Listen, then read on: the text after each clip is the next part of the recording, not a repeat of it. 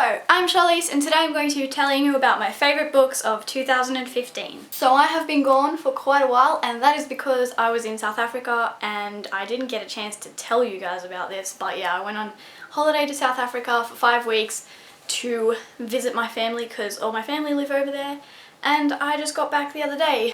If you're interested in all to see videos of videos just in South Africa, then I will link my new channel up in the corner. I've made a new channel if you guys didn't know that, and that's where I'm going to be putting all my vlog type videos and document your life videos. So it'll be in my January document your life, or it'll be called something else, I'm not sure yet, but that'll be there if you're interested. So haven't made video in ages and I've really missed it, so I'm excited to make this video. I realise it's very late and it's almost the end of January 2016, but I'm going to be showing you my favourite books of 2015, and there is 8 of them in total, but it's a top 6 because there's 2 ties. So because I put them in order, so I'm going to go from least favourite of the favourites to very favourite, but there are some ties because I struggled, I struggled, but I did it, okay? So let's just get started. So number 6 on my list is The Martian by Andy Weir. So this is an adult science fiction book, and it follows a man called Mark Watney,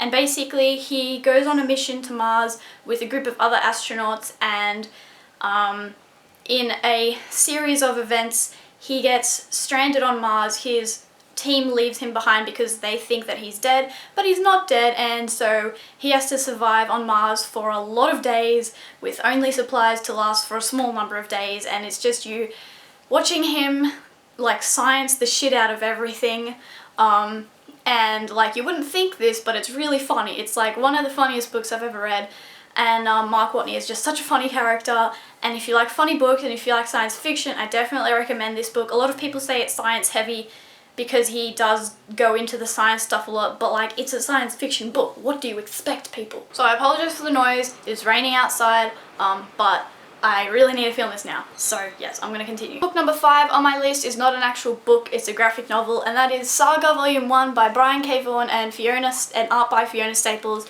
I gave this book a 4.5 stars, I think, but I've since read Volume 2 this year, so I couldn't show that one, and this is it needed to be set up through this book, so that's why this book is in my favourites, because of the series as a whole, but I couldn't hold up the other one because I read it this year. So yes, this one, yeah.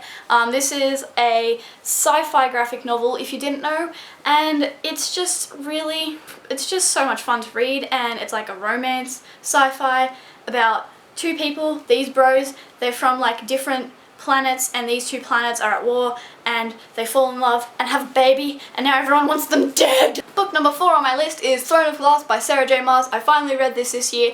I've read The Assassin's Blade as well, but I haven't read Crown of Midnight yet or any of the others, and I have a book talk on this which I will link up in the corner if you want to hear more about my thoughts on this, but I just really loved this. I just loved it so much, and it kind of takes me a while to get through it for some reason, but I do really enjoy it. It's just weird.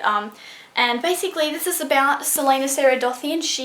This is a fantasy by the way. She is an assassin, and she is the most notorious assassin in all of Ardalan, and she got caught being an assassin because that's not allowed, and she got sent to a death camp salt mine place, and then she's been offered a way out if she competes to become the king's champion, and so things ensue. Now we're into the top 3, and book number 3 on my list is Ugly Love by Colleen Hoover. This is the first Colleen Hoover book I read, and I also have a book talk on this, so I'll link that up in the corner as well.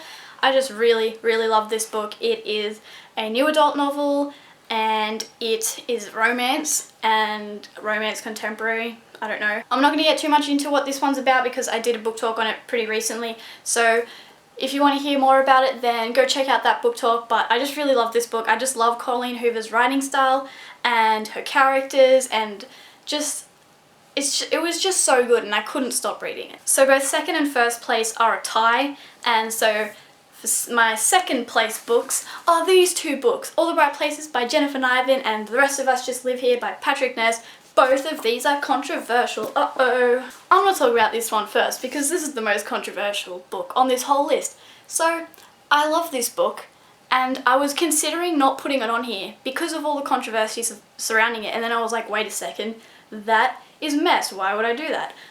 So just, everyone read this, loved it, and then one person put out a bad review about it, and then everyone seemed to change their rating, and I don't understand. Like, I might reread this and then give it another rating, but I can't just change my rating based on what one person said without rereading it first. So I really love this book. It surrounds mental illness, specifically like depression and suicide, and it just, like, the time I read it, I really like needed to read it, and it helped me a lot. Basically, what a lot of people say about this book is that it glamorizes suicide, and I just disagree with that, because I think that anyone who writes about mental health is entering a topic where whatever they say, someone is going to think it is either glamorizing or making light of mental health, and there's just no right way to go about it, but it really worked for me,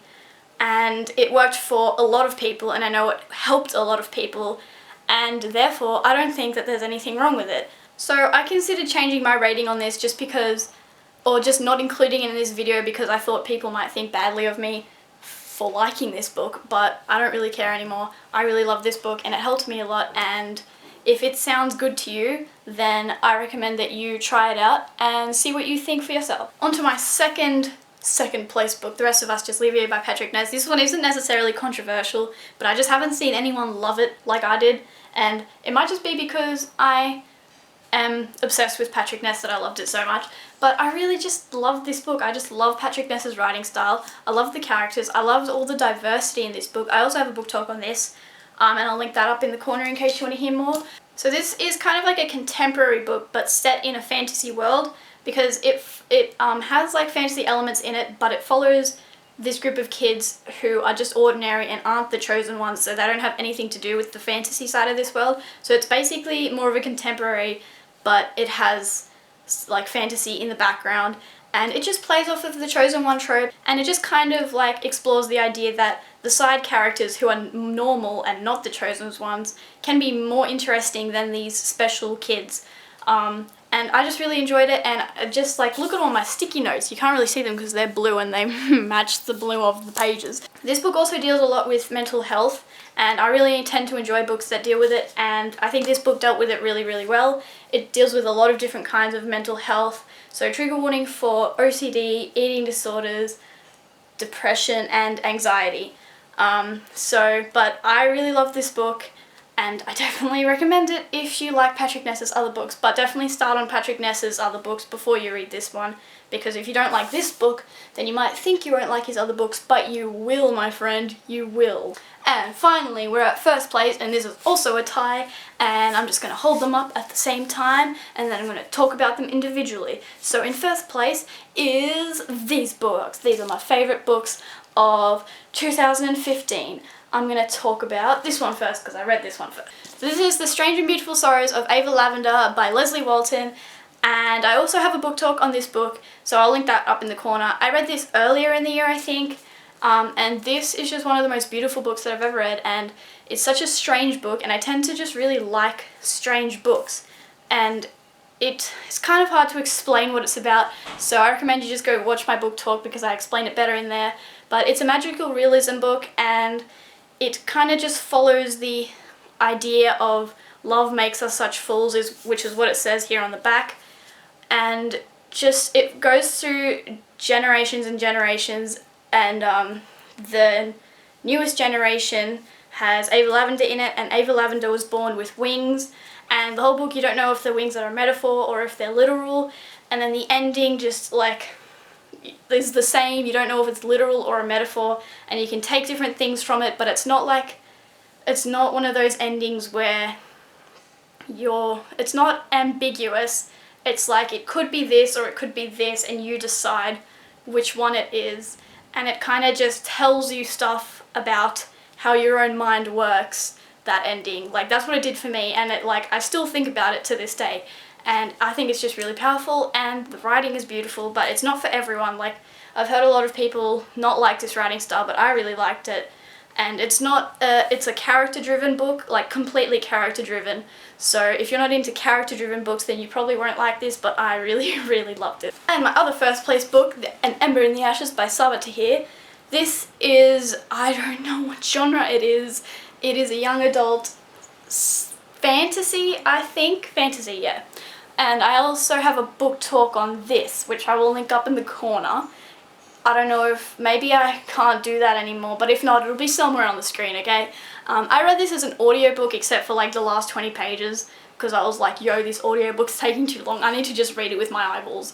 But the audiobook was amazing. Definitely recommend the audiobook if you have a chance to read the audiobook. I'm not going to talk too much about what this is about either, because it's also really confusing, so go watch my book talk if you want to hear more.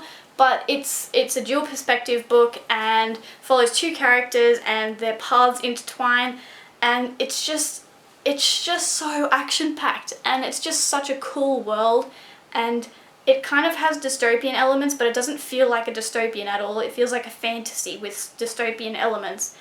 And it's just like I'm just so excited to see where this series goes, and I just can't wait for the next book.